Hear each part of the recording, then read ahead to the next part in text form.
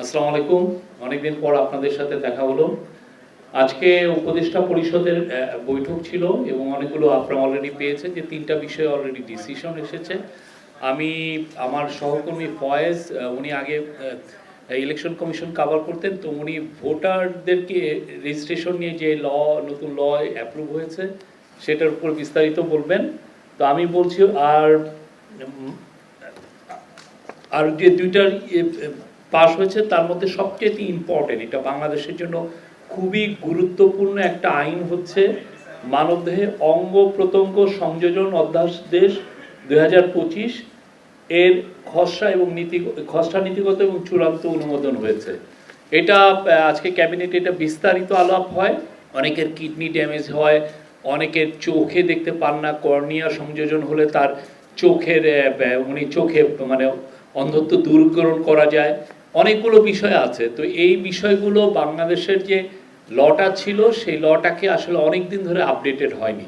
তো এটা নিয়ে আমাদের হেলথ মিনিস্ট্রি, বাংলাদেশের যারা অর্গান ট্রান্সপ্লান্টেশনে যারাই নিয়োজিত আছেন, যে বড় বড় হসপিটালগুলো এবং তাদের যে এক্সপার্ট, বিশেষ করে এক্সপার্টগুলো, তাদের সাথে তারা কথা বলেছেন এবং ইন্টারন্যাশনাল ল দেখেছেন যে এই সংক্রান্ত ইন্টারন্যাশনাল নর্মস বা লগুলো কি, সেই অনুযায়ী এই আজকে এই নতুন একটা অধ্যাদেশ জারি হয়েছে এবং এই অধ্যাদেশ জারির ফলে বাংলাদেশে অর্গান ট্রান্সপ্লান্টেশনটা খুব ইজিয়ার হবে। হ্যাঁ, এবং কিছু কিছু ক্ষেত্রে আগে যেমন দেখা যেত যে মানে ট্রান্সপ্লান্ট করার জন্য শুধুমাত্র খুবই কাছের, যে আপনি আপনার ভাই বোন বা বাবা মার থেকে নিতে পারতেন, এখন একটু এটাকে একটু এক্সপান্ড করা হয়েছে। এর ফলে আমরা মনে করি যে বাংলাদেশের অনেকেই আর কিডনি ট্রান্সপ্লান্টের জন্য বিদেশে যাওয়া লাগবে না। অনেকে জানেন যে ইলিগালি নিয়ে যান, এখান থেকে নিয়ে যে ওই বাইরে দেশে কাজগুলো করেন, এবং এর ফলে যেটা হবে যে বাংলাদেশের হসপিটালগুলোও এই সার্ভিসগুলো দিতে পারবেন খুব ইজিয়ার ওয়েতে। এবং এটা বাংলাদেশের জন্য আমরা মনে করি এটা একটা যুগান্তকারী একটা আইন। এবং আরেকটা হচ্ছে যে অনেকে তার দেহ দান করে যেতে চান। দেহ দান করলে এই কাদাভার এটাকে এই লাশ থেকে যে অর্গানগুলো কিভাবে হারভেস্টিং করা হবে বা এটা কতটা লফুল কিভাবে করা যাবে, সেই বিষয়গুলোও এই লতে আছে। এই লটা আপনারা এই হেলথ মিনিস্ট্রির সাথে কথা বলবেন, তারা আপনাদেরকে লর কপিটা দিবে এবং আপনারা দেখবেন যে এটা খুবই ইম্পর্টেন্ট এবং আমরা মনে করি এটা একটা যুগান্তকারী ল। আজকে আর একটা বিষয় আছে, আমি তো ভোটার রেজিস্ট্রেশনের কথা বললাম, এছাড়া বিনিয়োগ বোর্ডের একটা ক্ষুদ্র একটা চেঞ্জ ছিল এটার সংক্রান্ত লয়ের। এটার ফলে যেটা হবে যে বিনিয়োগ বোর্ডের বাইরের থেকেও কিছু এডিশনাল কিছু রিক্রুটমেন্ট করা যাবে। আর এছাড়া গোপালগঞ্জ নিয়ে আজকে বিস্তারিত ক্যাবিনেটে বিস্তারিত আলোচনা হয় এবং ক্যাবিনেটের আলোচনার পরে আপনারা অলরেডি জেনেছেন যে একটা প্রোব কমিটি করা হয়েছে সিনিয়র সেক্রেটারি হোম মিনিস্ট্রির নেতৃত্বে, এছাড়া ল মিনিস্ট্রি এবং পাবলিক অ্যাডমিনিস্ট্রেশন মিনিস্ট্রি থেকে 2জন অ্যাডিশনাল সেক্রেটারি থাকবেন। এরা 3জন 14 দিন তাদেরকে দেওয়া হয়েছে ইনভেস্টিগেট করে তাদের রিপোর্টটা চিফ অ্যাডভাইজারের অফিসে সাবমিট করবেন। এই ছিল, আমি আমার সহকর্মী ফয়েজ আহমেদকে দিচ্ছি। Thank you. জি, আপনাদের ধন্যবাদ। আজকে উপদেষ্টা পরিষদের বৈঠকে ভোটার তালিকা সংশোধন অধ্যাদেশ 2025 এটা খসড়া এবং নীতিগত চূড়ান্ত অনুমোদন দেওয়া হয়েছে। এটা জাস্ট যেই আইনি ব্যাখ্যাটা আছে, আমি ওই জটিল আইনি ভাষায় না গিয়ে আপনাদেরকে একদম সহজে বলি। সেটা হচ্ছে এক্সিস্টিং যে সিস্টেম, সেই সিস্টেম অনুযায়ী বাংলাদেশের নাগরিকদের যে সমস্ত ব্যক্তিরা ভোটার হবার উপযোগী হন, অর্থাৎ যাদের বয়স 18 হয়, তারা শুধুমাত্র ওই বছরের ডিসেম্বরের মধ্যে যাদের বয়স 18 হয়, সেই বছরের জানুয়ারিতে এসে যে হালনাগাদটা হয়, সেই হালনাগাদ তালিকায় উনি আসেন। প্রতি বছর জানুয়ারির 2 তারিখে এই খসড়া তালিকা ইলেকশন কমিশন প্রকাশ করে এবং মার্চ মাসের 2 তারিখে চূড়ান্ত তালিকা প্রকাশ করে। তাহলে দেখা যায় যেটা, যে পরবর্তী যে নির্বাচনটি অনুষ্ঠিত হয়, সেই নির্বাচন অনুষ্ঠিত হওয়ার আগে যে সমস্ত নাগরিকরা 18 বছর বয়সে পৌঁছান, অর্থাৎ ভোটার হওয়ার জন্য এলিজেবল হন, তারা ওই ভোটে ভোটাধিকার প্রয়োগ করার সুযোগ পান না, তারা এই তালিকা থেকে বাদ পড়ে যান। তাদেরকে পরবর্তী নির্বাচনের জন্য আবার অপেক্ষা করতে হয়।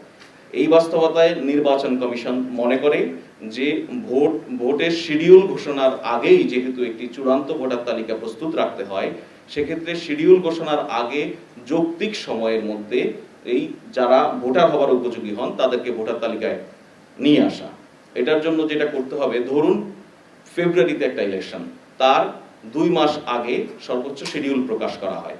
সেই ফেব্রুয়ারি ইলেকশনের 2 মাস আগে বললে আমরা সর্বোচ্চ নভেম্বর, তার মানে নভেম্বর পর্যন্ত মানুষগুলি যারা ভোটার হওয়ার উপযোগী হন তারা ভোটাধিকার দেওয়ার সুযোগ পান না, বরঞ্চ তার আগের জানুয়ারি অর্থাৎ তার আগের বছরের ডিসেম্বর পর্যন্ত যারা 18 বছর হয়েছেন শুধুমাত্র তারাই পান। আজকে যেই আইনটি অধ্যাদেশটি অনুমোদন হলো, এর ফলে অন্তত ডিসেম্বরে যদি ভোট হয়, অর্থাৎ যখন নির্বাচনের শিডিউল ঘোষণা হবে তার অন্তত 1 মাস আগ পর্যন্ত যে সমস্ত ব্যক্তিরা 18 বছর বয়স হবেন, ভোটার হওয়ার জন্য এলিজেবল হবেন, তারা ভোটার তালিকায় অন্তর্ভুক্ত হওয়ার সুযোগ পাবেন। ধন্যবাদ। আপনারা প্রশ্ন করতে পারেন। Thank you.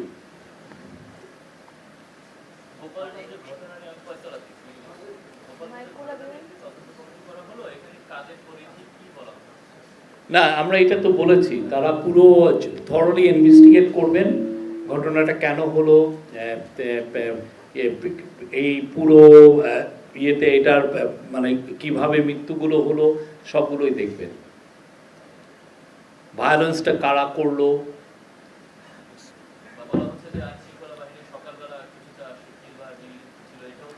সবকিছুই দেখা হবে। শফিক ভাই, আমার নাম মোহন, আমি 71 টিভিতে কাজ করি। ভাই, আমার জানার বিষয় হচ্ছে যে আগে তো আমরা দেখেছি যে ফ্যামিলির লোকজনের অঙ্গ প্রত্যঙ্গ যে ডোনেশনের বিষয়টা, এই আইন মানে নতুন যে আইনটি হচ্ছে বা ঘোষণাটা যেটা হলো, এর মাধ্যমে আসলে কারা কারা দেওয়ার মতো এলিজিবল হবেন সেই বিষয়টা যদি এইটার ব্যাপারে একটা পুরো আপনারা দেখবেন যে এই লটা যদি আপনি পড়ে দেখেন এখানে বিস্তারিত দেওয়া আছে। আমি যেটা জানি যে আগে যেমন আপনার নেফিউ নিস এরা দিতে পারতেন না, এখন মানে মানে ভাতিজা ভাগিনা তাদেরকেও ইনক্লুড করা হচ্ছে আর কি, এই এতে মানে পরিধিটা বাড়ানো হয়েছে। আমি রাজু আহমেদ, বার্তা 24 এ কাজ করি। প্রথমত যদি মিটফোর্ডের ঘটনা বলি, সেখানেও হত্যাকাণ্ড হয়েছে, দীর্ঘক্ষণ ধরে ঘটেছে এবং আনসার ক্যাম্পের পাশে হয়েছে। এবং গোপালগঞ্জের যে ঘটনা, সেখানেও রাত থেকে বিভিন্ন ফেসবুকে হুমকি ধামকি দিয়ে কিন্তু পরের দিনে ঘটনা ঘটে। এই জায়গায় আসলে গোয়েন্দা তৎপরতার অভাব আছে কিনা বা ব্যর্থতা আছে কিনা, এই ঘটনাগুলো ঘটার পরে কেন ব্যবস্থা, আগে কেন কোনো ব্যবস্থা নেওয়া হচ্ছে না? এই কমিটিটা সেই গোপালগঞ্জ যে ভায়োলেন্সটা ইনভেস্টিগেট করার জন্য যে কমিটি করা হয়েছে, কমিটি সবগুলো বিষয় দেখবে।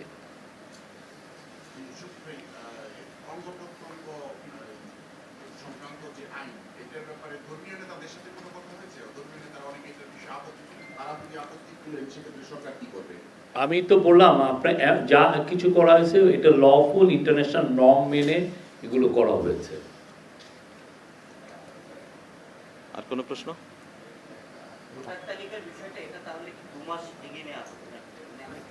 না, 2 মাস এগিয়ে আনা নয়।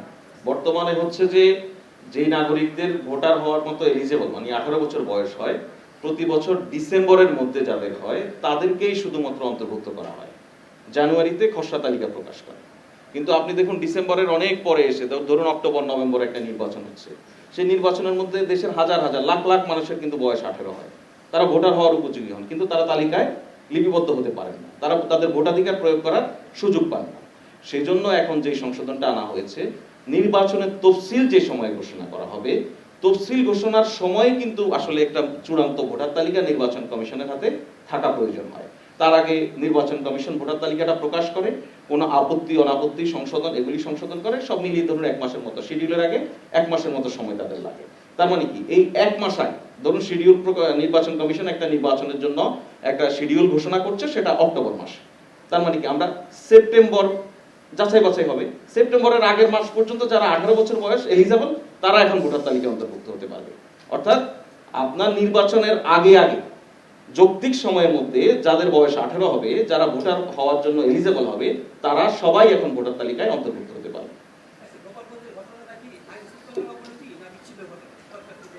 আমরা এই পুরো বিষয়টাই এই ইনভেস্টিগেটিভ যে কমিটি করা হয়েছে, প্রোব কমিটি করা হয়েছে, তারা দেখবেন।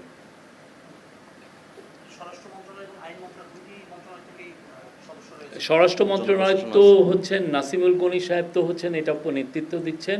এটা জনপ্রশাসন এবং ল মিনিস্ট্রি দুজনের থেকে, দুই মিনিস্ট্রি থেকে অ্যাডিশনাল সেক্রেটারি থাকবেন দুজন।